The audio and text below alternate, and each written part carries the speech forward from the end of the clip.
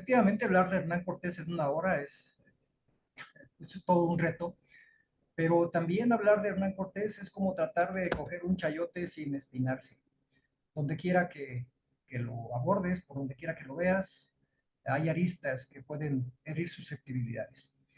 Eh, yo quiero poner a consideración del público lo siguiente: esta ponencia no se trata de una biografía, tampoco es una agiografía. Si bien las agiografías son las biografías de los santos, la Real Academia de la Lengua Española también dice que una agiografía es una biografía exageradamente elogiosa. De ahí que usé el término. No intento juzgar al personaje ni voy a tomar partido por conquistadores o conquistados. Lo que intento es aportar datos históricos que nos permitan comprender a la persona, no al personaje, a la persona, a su entorno y a sus circunstancias. Esta cita de Octavio Paz, que me encanta, nos dice que apenas Cortés deje de ser un mito ahistórico y se convierta en lo que es realmente un personaje histórico, los mexicanos podrán verse a sí mismos con una mirada más clara, generosa y serena. Esta otra de Manuel Alcalá dice que es un nombre legendario y piedra de escándalo, figurón estatuario de historias oficiales, de todos los colores y matices. Hernán Cortés, hombre de carne y hueso, es un ser cordial al que veremos aún más vivo y cercano a nosotros cuando se le enfoque al viso de la intrahistoria unamuniana. ¿Y qué es la intrahistoria unamuniana? Bueno, pues es la historia llana de un pueblo, la historia de los personajes locales. Así es como debemos de ver a Hernán Cortés. Y por último, esta cita de mi gran amigo José Martín Hurtado Gálvez, que dice: el personaje histórico es una forma de entender a la persona, pero si ese personaje obnubila a aquella, es mejor que hagamos a un lado el discurso con el que construimos al personaje para poder ver a la persona.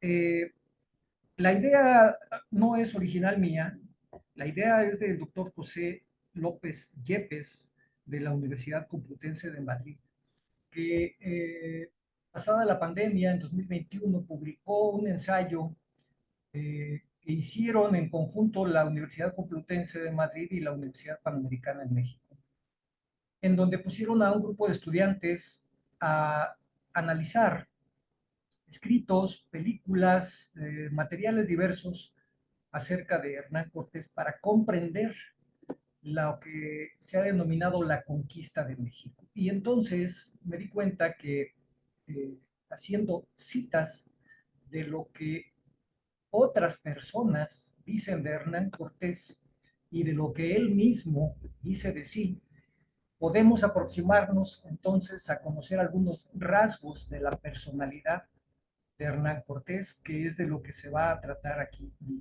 ponencia. Para complementar lo que nos decía Vicente, pues vamos a dar un poquito de contexto. ¿Cómo era el reino de Carlos V y cómo era Mesoamérica en tiempos de Hernán Cortés? España y México no existían como naciones aún. ¿Cuáles fueron las influencias que llevaron a Cortés a emprender esta aventura en un mundo desconocido? Bueno, veamos los dominios de Carlos V y qué ocurría en ese momento en Europa.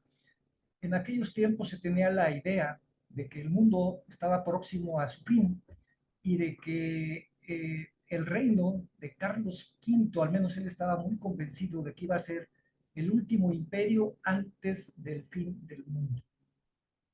Existía la idea de que para el fin del mundo habría un solo rey que gobernaría a toda la humanidad bajo una religión única, que en este caso sería la católica.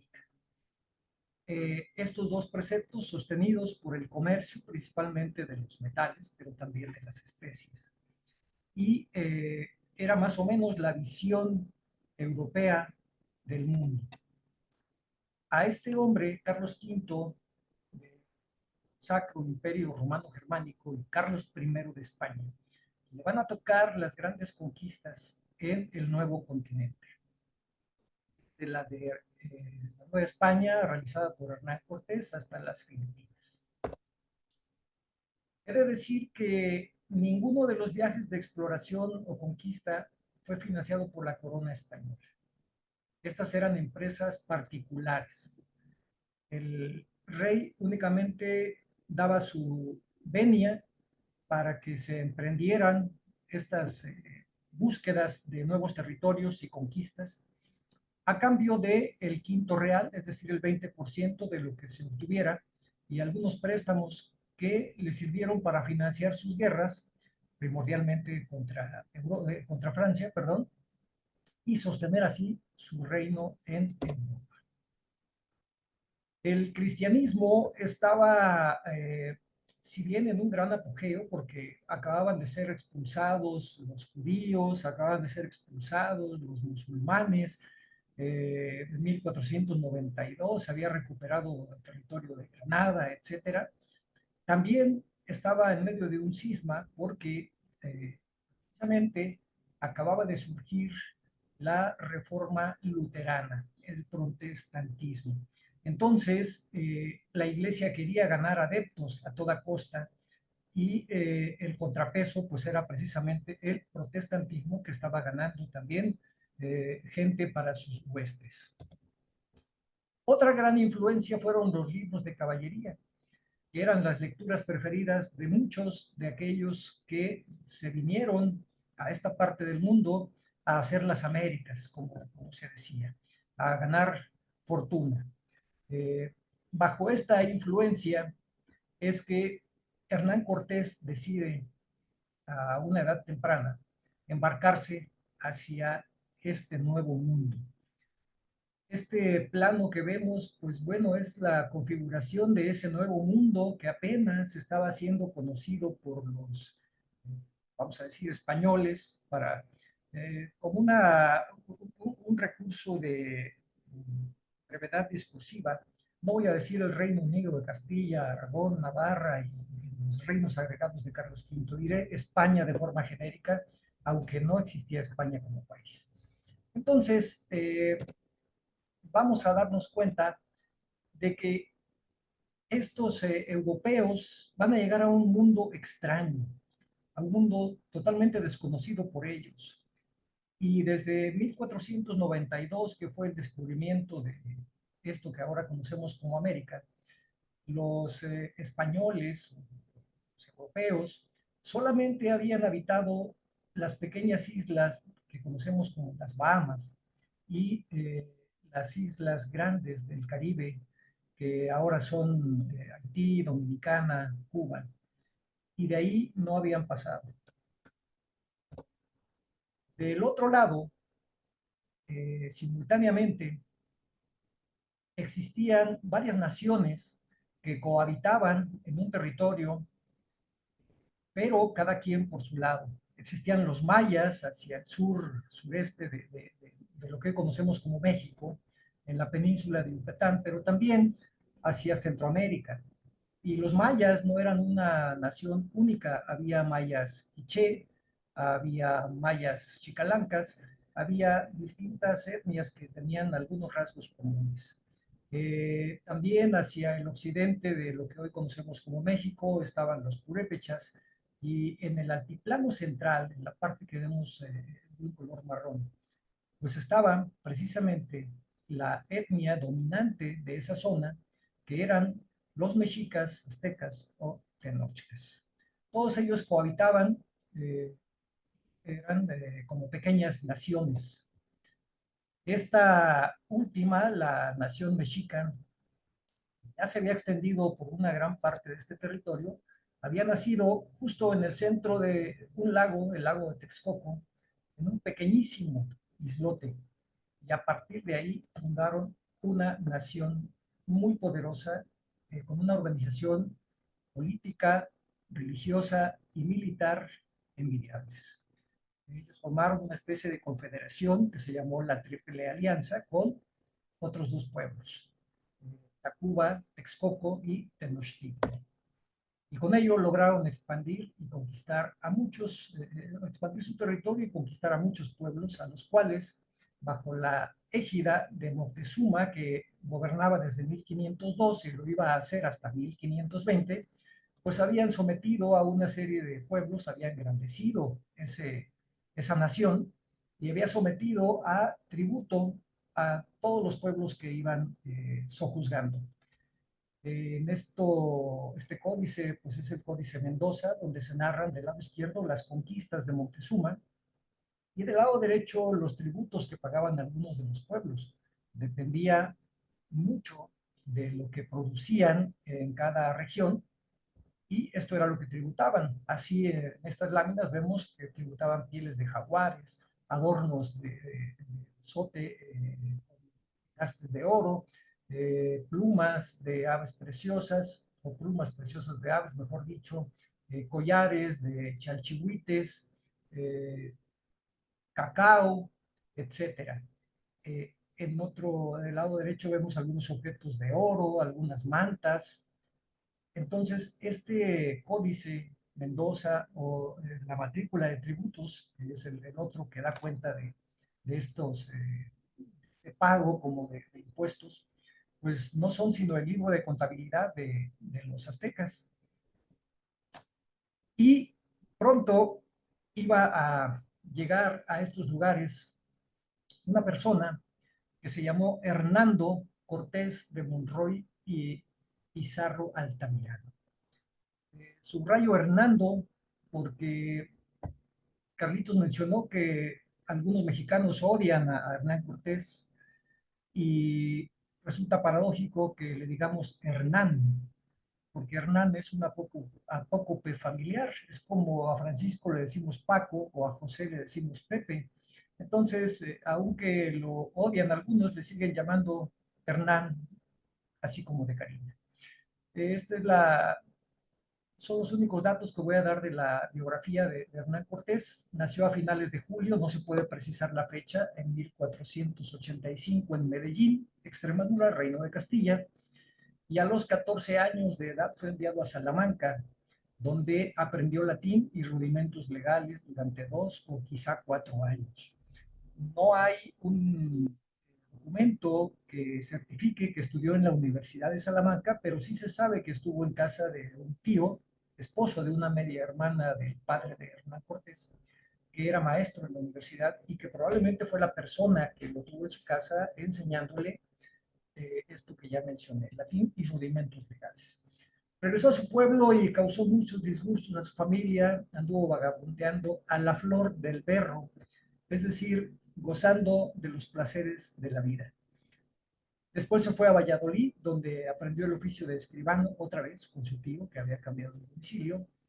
Y en 1506, a la edad de 21 años, se decidió a marcharse al Nuevo Mundo y llegó a vivir a la isla La Española, lo que actualmente conocemos como República Dominicana y Haití.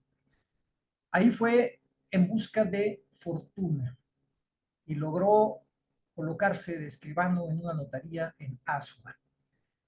Ahí estuvo hasta 1511 y como decimos en México, no había pasado de perico a perro. Seguía siendo relativamente pobre, no había encontrado esa fortuna que anhelaba. Y eso va a ocurrir hasta 1511, cuando acompaña a Diego Velázquez para conquistar la isla de Cuba. Ahí fue su secretario y logró que lo nombrara alcalde de Baracoa. Y ahí él criaba ovejas, vacas, yeguas, tal vez marranos, y también poseía una mina de oro.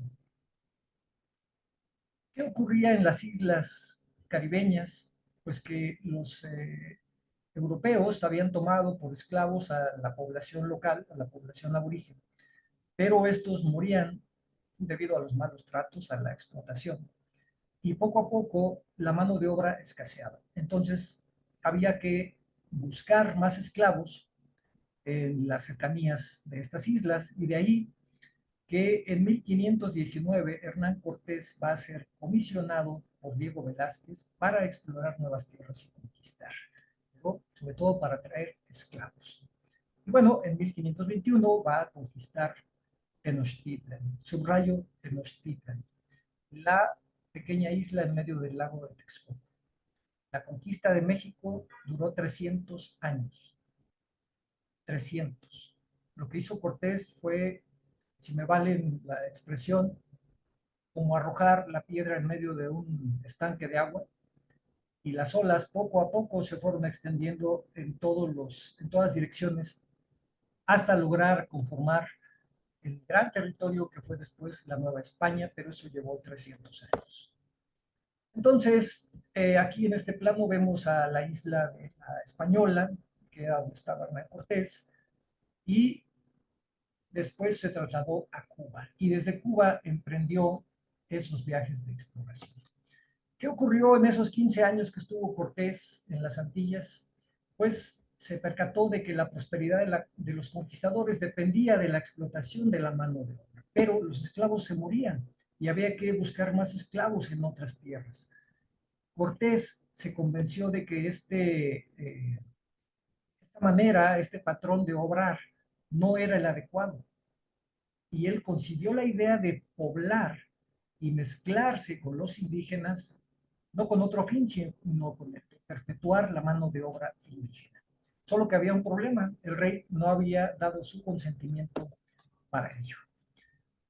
Diego Velázquez, como gobernador de Cuba, emprendió 3 expediciones. La primera por Francisco Hernández de Córdoba, el 8 de febrero de 1517, y este hombre logró llegar a Cozumel el día 1 de marzo del mismo año.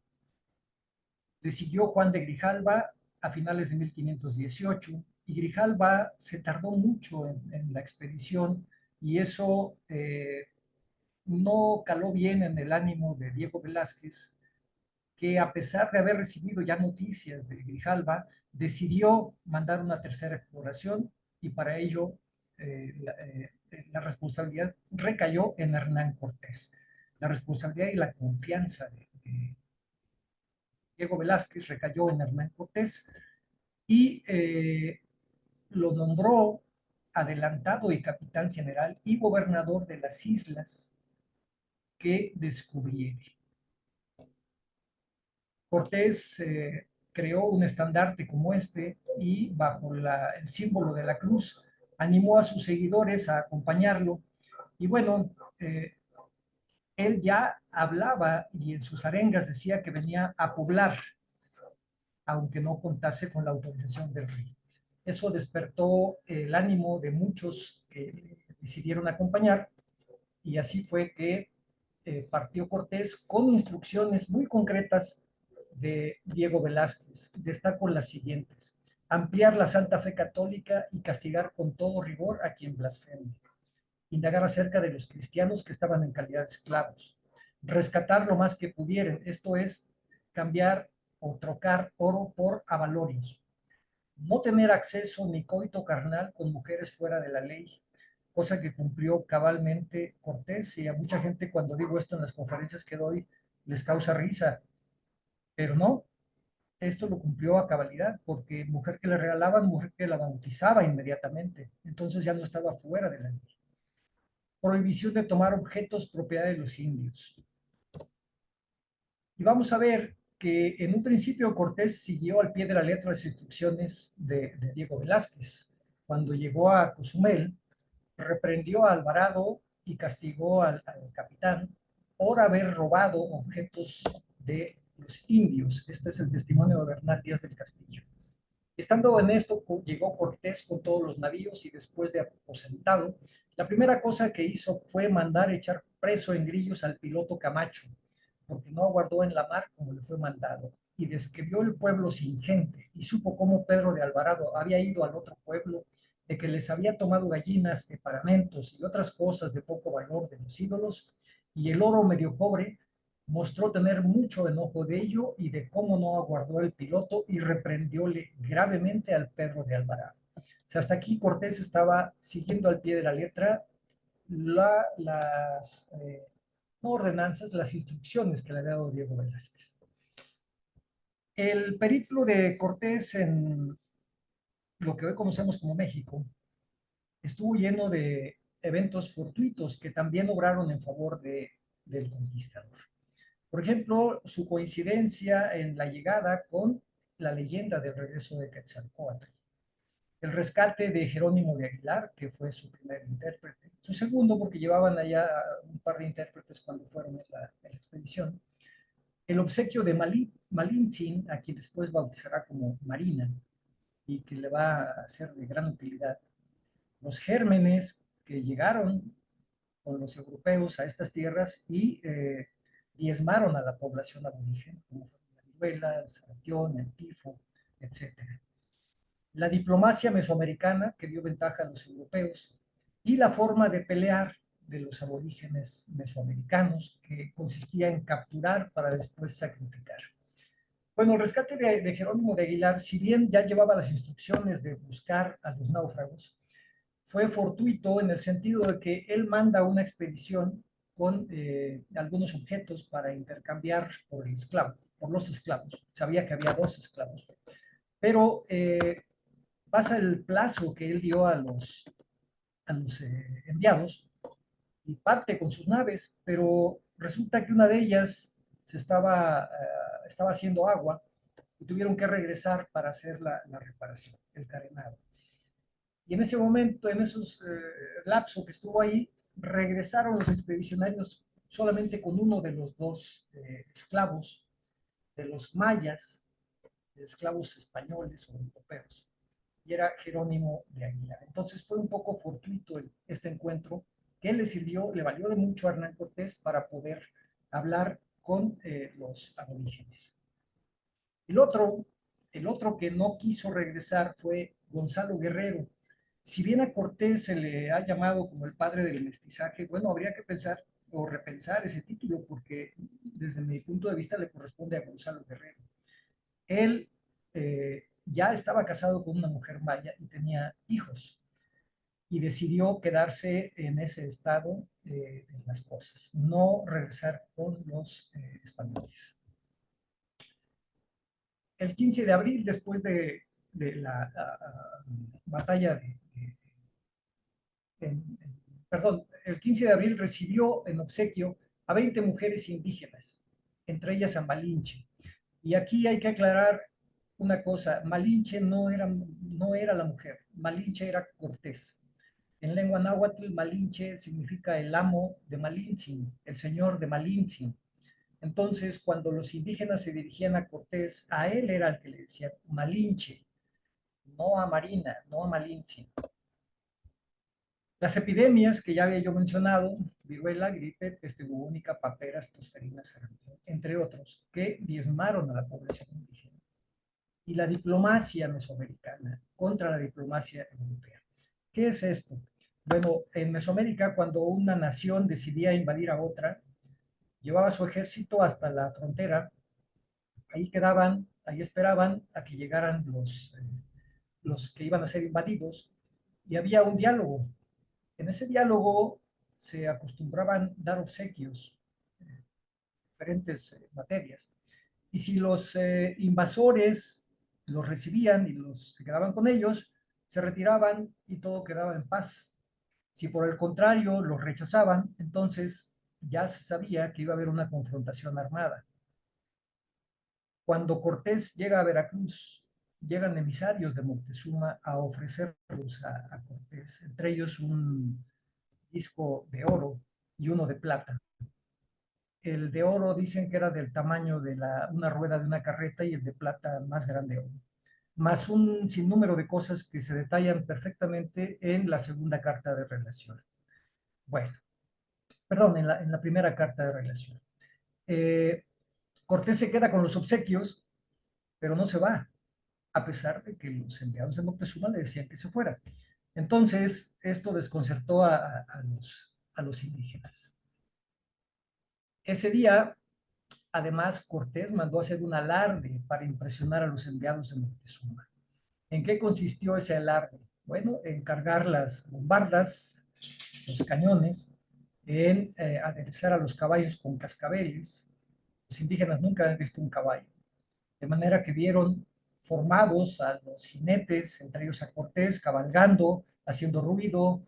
eh, eh, Fue algo muy impresionante y además se dispararon las bombardas y todo esto causó espanto entre los embajadores y además pintaron en los, que era la manera de escribir de ellos, hacer pictogramas, para que Moctezuma lo viese.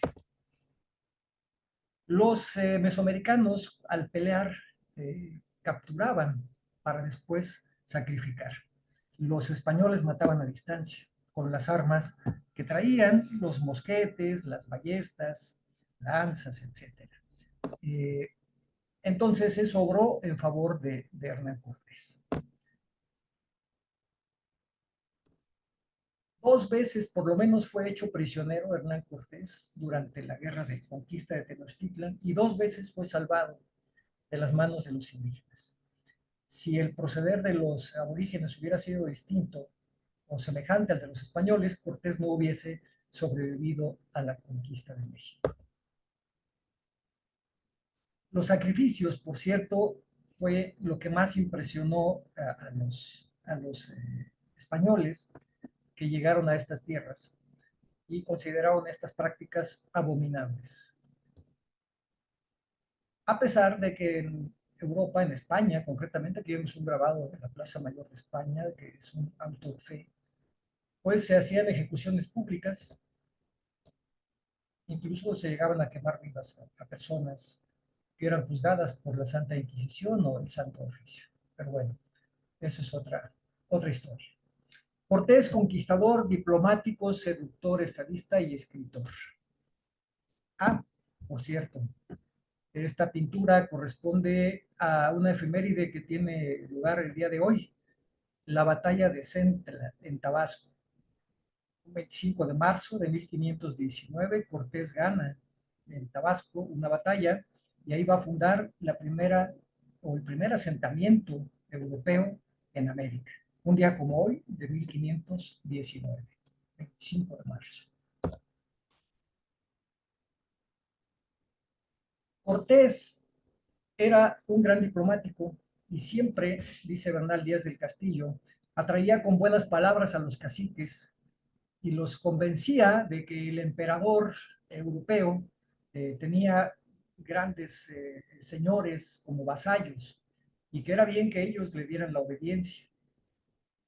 Entonces, los caciques de Tabasco le dieron muchas gracias por ello y se otorgaron por vasallos de nuestro grande emperador. La habilidad más importante de Cortés va a ser la diplomacia con los indígenas. Nos va a volver aliados suyos porque percibió rápidamente que estaban descontentos con el gobierno de Moctezuma, que les exigía demasiados tributos. Este enconchado nos da cuenta de cómo el cacique gordo de Tabasco le hace regalos, le hace obsequios y va a ser el primer aliado de Cortés en estas tierras.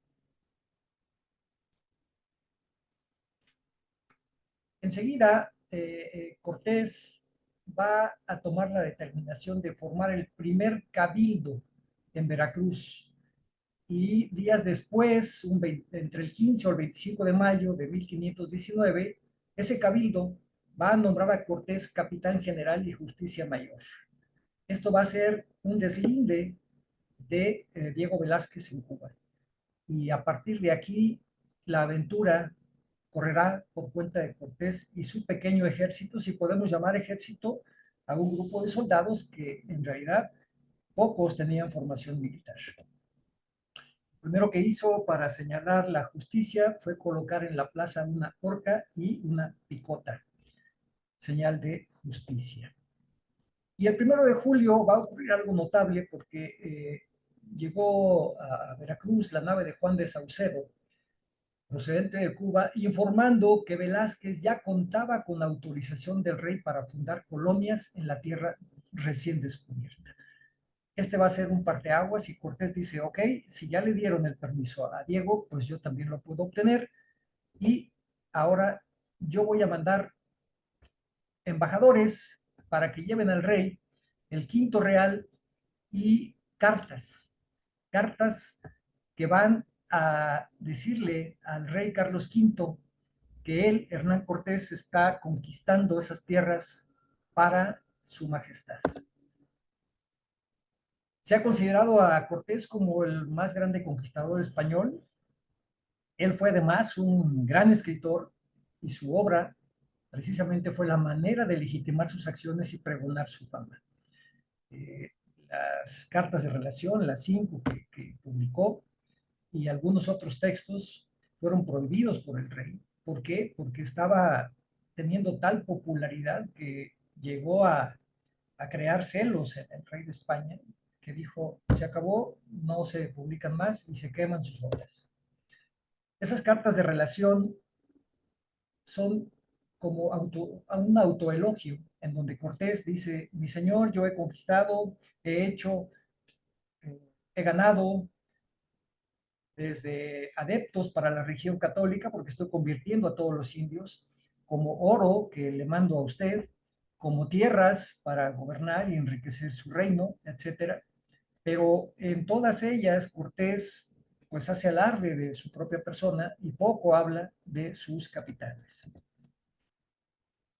El 16 de agosto de 1519 va a ocurrir, lo que es considerado un gran hito en la historia.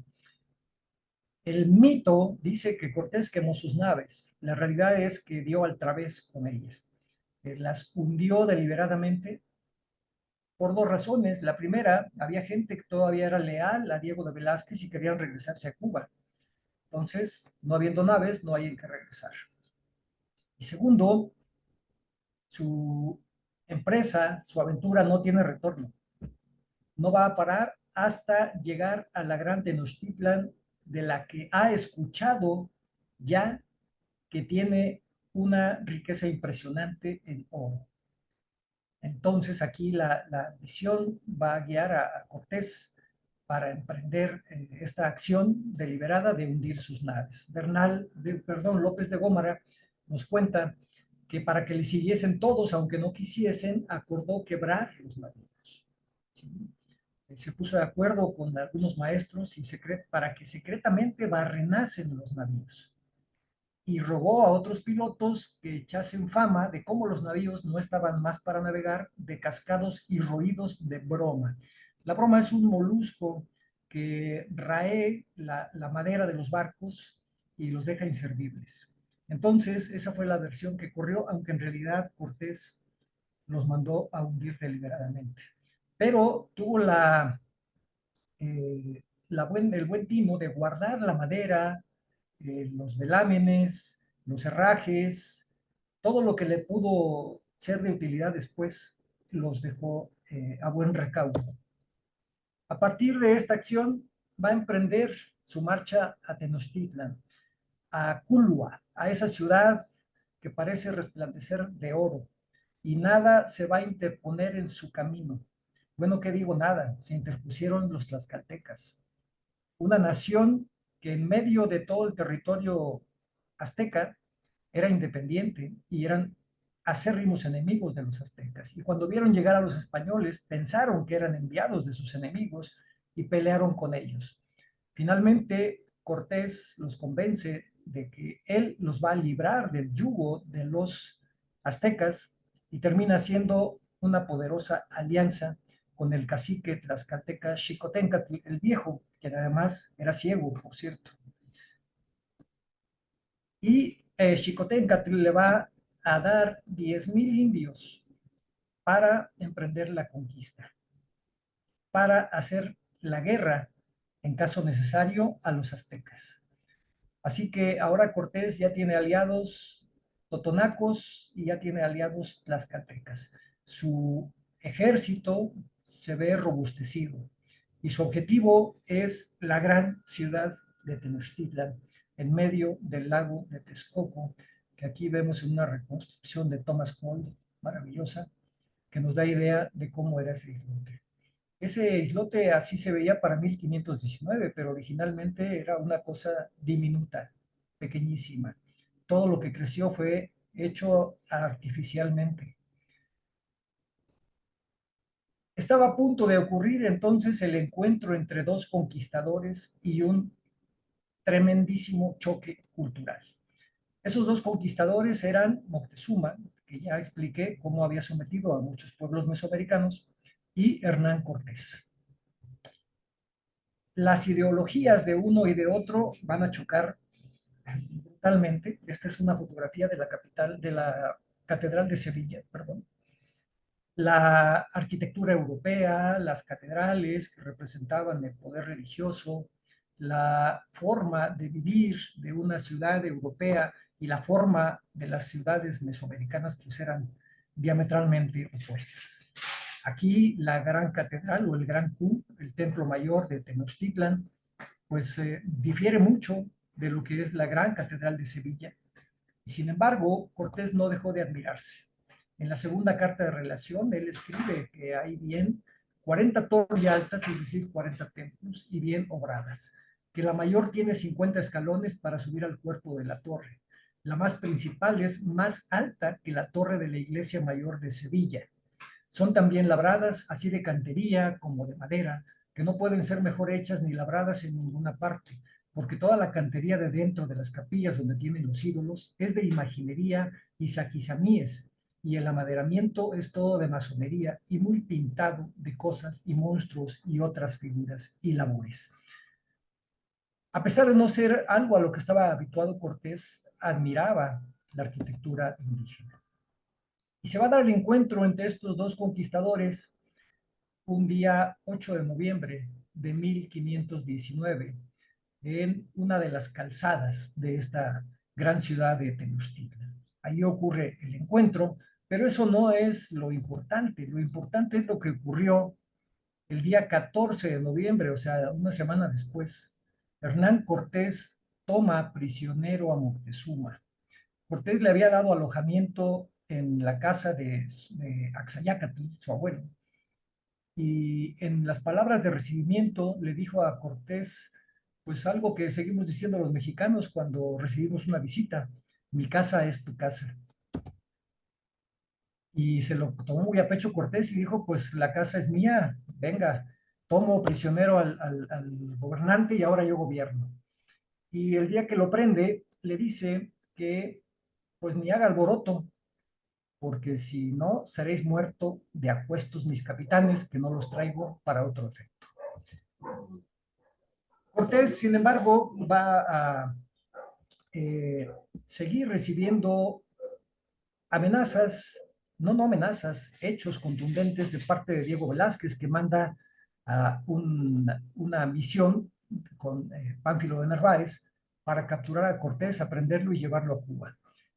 Y llega Narváez con 19 navíos, 1,400 soldados, 20 tiros, 80 jinetes, 70 escopeteros y 90 ballesteros para aprender a Cortés. ¿Y qué pasa? Que en el intercambio epistolar que tienen, se envían cartas uno y otro, pues Cortés avanza, lo sorprende un día de noche lluviosa y toma prisionero al que iba a ser su captor. Convence a los soldados de Narváez para que se le unan y regresa a México, solo que regresa en medio de una gran rebelión. Pedro de Alvarado había hecho una matanza de nobles en el Templo Mayor durante una ceremonia y encuentra una ciudad ahora que está tratando de matarles. Y va a ocurrir una noche que, estando resguardados en el palacio de Axayácatl, toma a Moctezuma y le dice que le arengue a los aztecas para que se aplaquen. Los aztecas no se aplacan.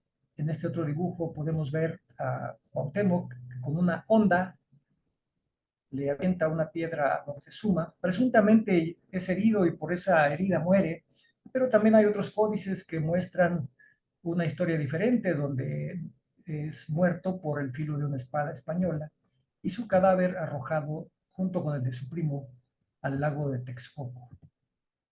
Este evento se conoce como la noche tenebrosa, la noche triste o la noche victoriosa, según sea el punto de vista. Y no se ha dicho, pero fueron dos noches. Fue el 30 de junio de 1519 a la medianoche que tratan de salir del islote por una de las calzadas, la de Tacuba, aproximadamente 5 kilómetros de distancia, y tardan prácticamente 24 horas en llegar al otro lado. Esta es la gran calzada de Tacuba. Las líneas centrales son dos caños de acueducto por donde entraba el agua dulce a la ciudad, el agua para beber, y la calzada pues estaba a ambos lados de esos caños. Bueno, se ven unos puentes, esos puentes habían sido retirados, y en uno de esos, el más grande de todos, ahí murió gran parte del ejército de Cortés, dos terceras partes, principalmente los recién aliados que habían llegado por Pánfilo de Narváez. ¿Y qué ocurrió en esta noche? ¿Por qué es tan importante? Porque aquí vamos a ver otro rasgo de la conducta de Hernán Cortés que no todo el mundo habla. Dice Bernal, Cortés y los capitanes y soldados que pasaron primero a caballo por salvar sus vidas y llegar a tierra firme, aguijaron por las puentes y calzadas adelante y no aguardaron unos a otros. Los capitanes le decían que esperara, que los que quedaban atrás estaban siendo asesinados, que regresaran. Y Cortés respondió que los que habían salido de la calzada era un milagro, que si a las puentes volviesen, pocos escaparían con las vidas de ellos y de los caballos. No quiso volver. Sin embargo, lo convencieron y regresó un trecho del camino nada más, antes de llegar a las puentes. Se encontró a Pedro de Alvarado y Alvarado venía herido y les dijo, no queda nadie más atrás, soy el último. Pues este es el episodio de la noche triste de Hernán Cortés, que todos conocemos, y este es la ruta de escape de Cortés de ese evento desafortunado para él, hasta llegar a Tlaxcala. Pero antes hubo una batalla muy importante en Otumba, donde logra derrotar a los aztecas que lo van persiguiendo y llega a Tlaxcala entre sus aliados en medio de gran temor porque llegaba diezmado de su ejército y después de una derrota contundente. El temor era que los tlaxcaltecas dijeran, no eres tan poderoso y mejor aquí te vamos a atacar nosotros también. Sin embargo, no, los tlaxcaltecas lo reciben, lo ayudan. Y entonces Cortés va a realizar otro de esos actos así que nos han sorprendido, que es la construcción de 13 bergantines con la madera, los herrajes, los velámenes que había resguardado en Veracruz. Construye en tierra firme, sí, en tierra firme, en Tlaxcala, 13 bergantines que luego van a ser trasladados a Texcoco, a la orilla del lago, para desde ahí botarlos y comenzar el sitio de Tenochtitlan un día 30 de mayo de 1521. Cortés había llegado en 1519, 2 años después, estaba dispuesto al todo o nada, y estos son los bergantines que mandó construir, así se verían más o menos comparado con las canoas indígenas.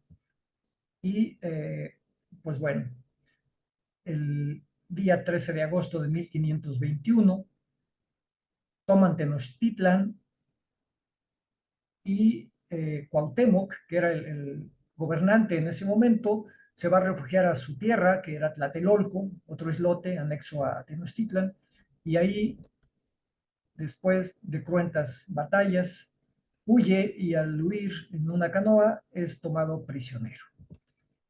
Bueno, eh, esta es la versión de los vencidos, de cómo las paredes están manchadas de sesos, rojas las aguas, y hay tristeza y ansiedad entre los derrotados. Y Bernal, por su parte, dice, y es verdad, y juro, amén, que toda la laguna y casas y barbacoas estaban llenas de cuerpos y cabezas de hombres muertos, que yo no sé de qué manera lo escriba, pues en las calles y en los mismos patios del Tlatelulco no había otras cosas y no podíamos andar sino entre cuerpos y cabezas de indios muertos. Pues a partir de aquí, entonces, ahora hay un nuevo amo. Los indios no van a variar mucho en su condición y comienza la conquista de Tenochtitlan y los territorios que dominaban anteriormente. Pero viene un gran problema, el reparto del oro que habían conseguido. Y aquí comienzan las inconformidades de los aliados españoles que venían con Cortés.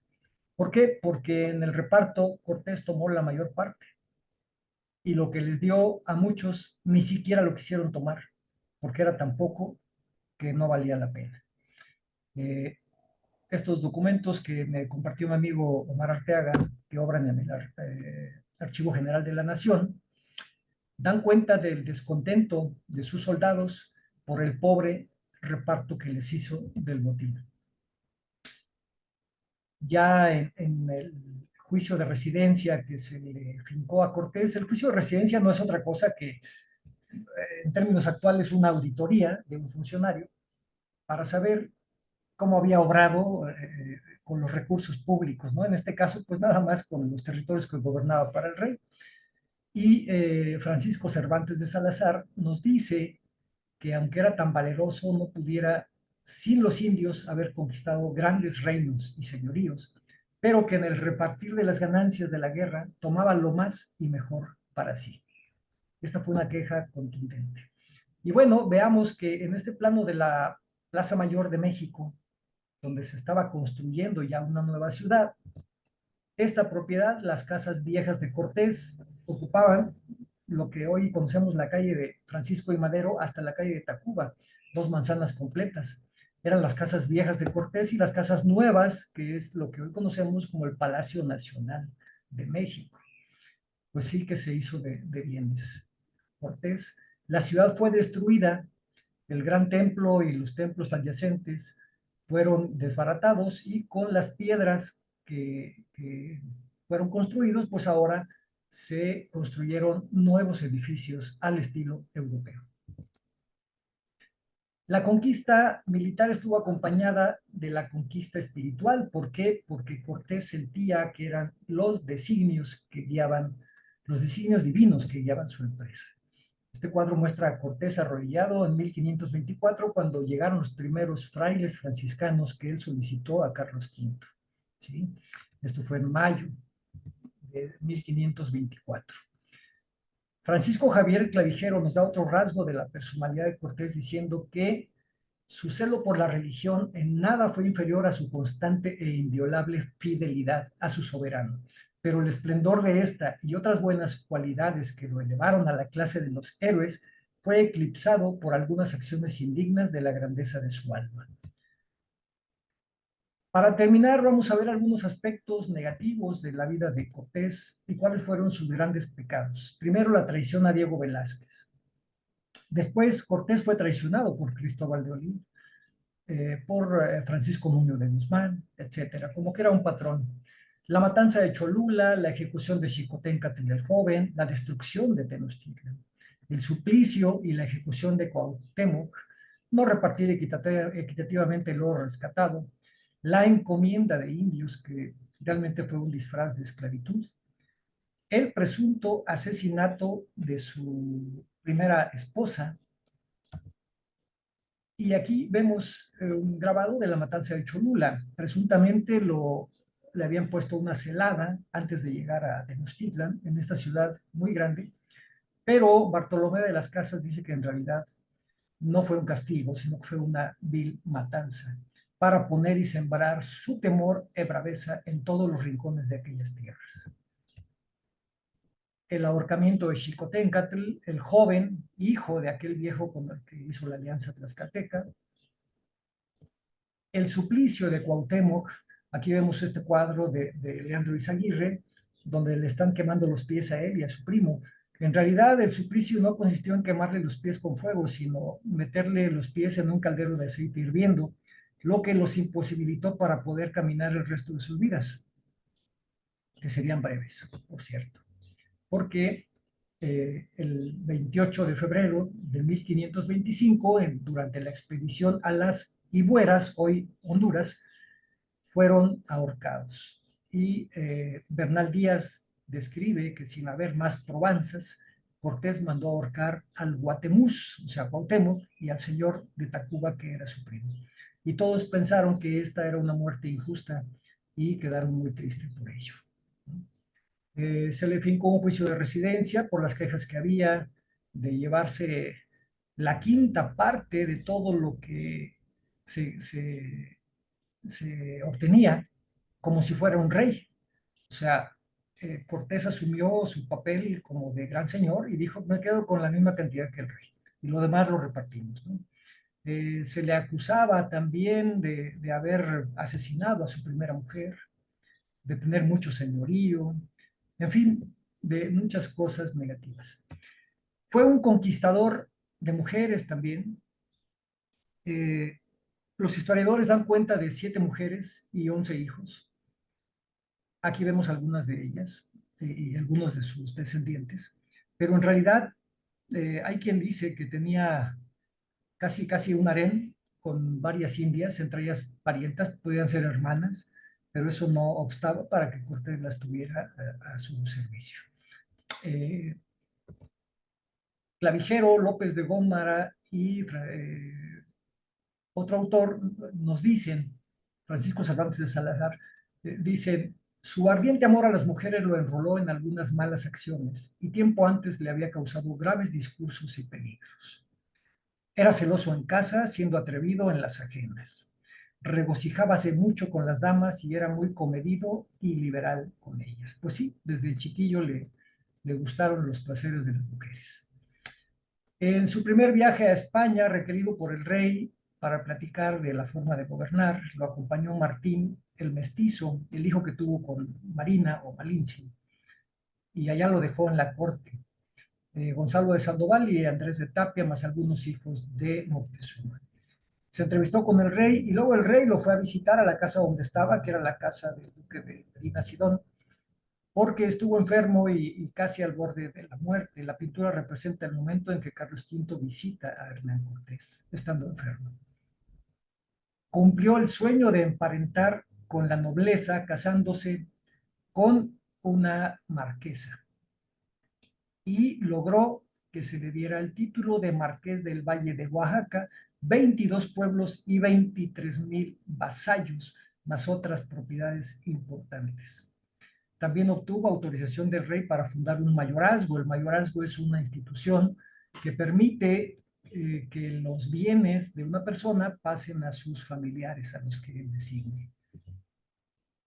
Entre otras cosas, se encargó de que sus hijos Martín y Luis fueran legitimados mediante una bula papal y también a Martín, el heredero, a Martín, el hijo legítimo, y a su hijo Luis, se les dieron uno en la Orden de Santiago y otro hábito en la Orden de Calatrava. Es decir, los preparó para administrar la riqueza que él había obtenido. Pero después de regresar a la Nueva España, dice Bernal Díaz del Castillo que los negocios no le prosperaron y que nunca tuvo ventura en cosa que pusiese la mano, sino que todo se tornaba espinas. Ya no fue tan fácil eh, seguir obteniendo éxitos. Va a emprender un segundo viaje a España y ahora se va a llevar a su otro hijo, a Martín, Martín el legítimo, Martín el hijo que tuvo con Catalina Zúñiga, y va a participar con el rey en el episodio de Argel en 1541, de triste memoria para España, porque pues una tempestad arrasó con las naves españolas y la empresa fracasó. Y también fracasó Cortés porque intentando quedar bien con su rey, quiso acudir a la reunión, al consejo de guerra que estaba ocurriendo, pero los demás militares, que sí eran de graduación, se negaron a aceptarlo en ese consejo. No lo aceptaron porque no lo consideraban un capitán. Él no tenía instrucción militar. Entonces, pues Cortés sufre una gran decepción. Además, ahí pierde las 5 esmeraldas que llevaba para su mujer. Y la última parte, vamos a ver fragmentos del testamento, que es la redención de Hernán Cortés. ¿Sí?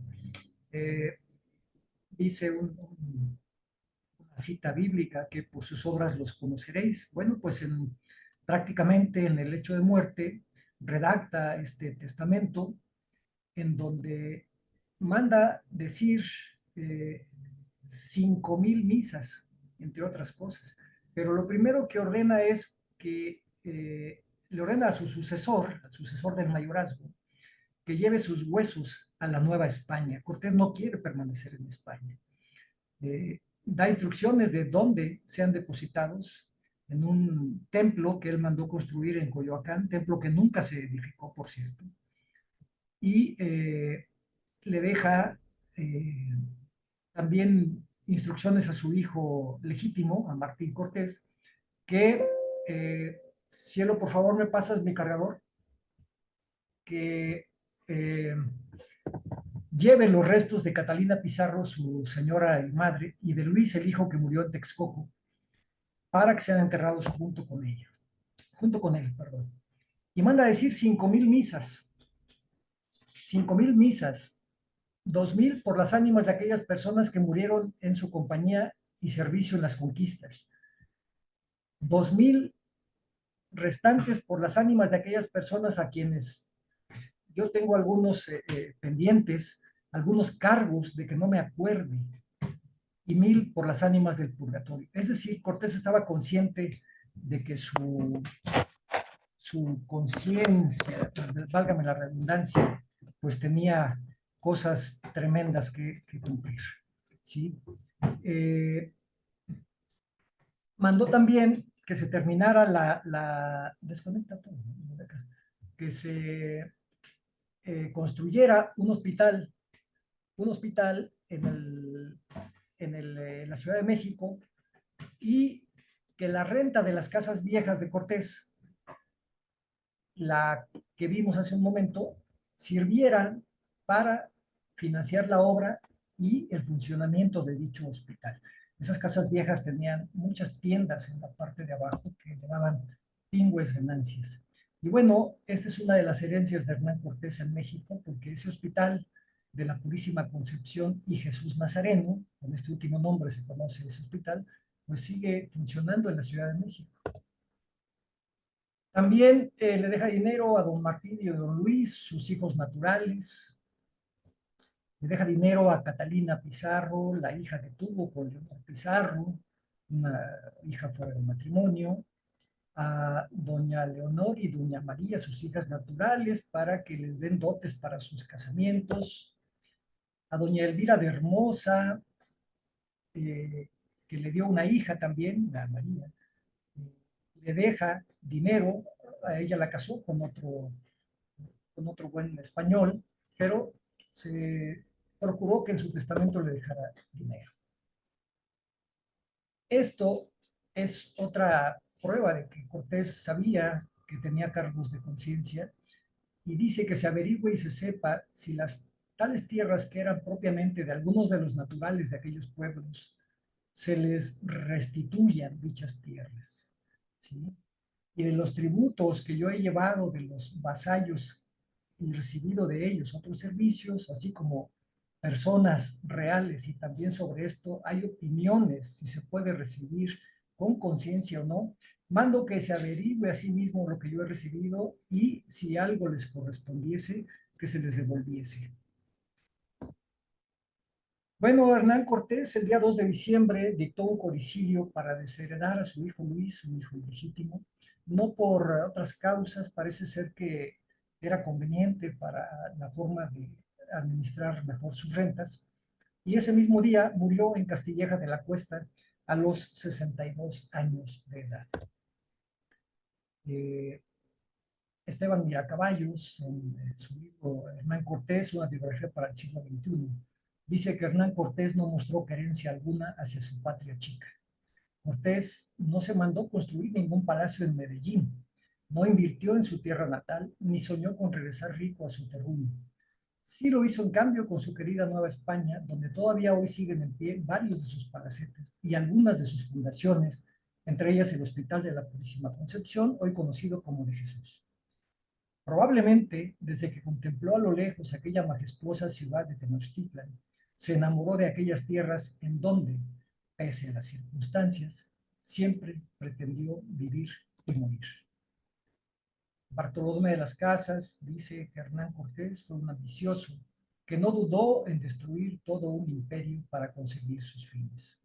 Engañó al mundo y los historiadores que escribieron sus hechos en lengua española, porque de él y de ellos era solo un fin, y este no otro, sino hacerse ricos de la sangre de acuestas míseras y humildes y pacíficas gentes. Bartolomé fue uno de sus más grandes detractores, por cierto. Clavijero dice, el demasiado empeño u obstinación en las empresas y el temor de trastornar su fortuna le hicieron algunas veces faltar a la justicia, a la gratitud y a la humanidad. Pero ¿dónde hubo jamás un conquistador formado en la escuela del mundo en quien la virtud no se balancease con sus vicios? Y por último, Manuel Orozco Iberra dice, verdadero tipo del aventurero.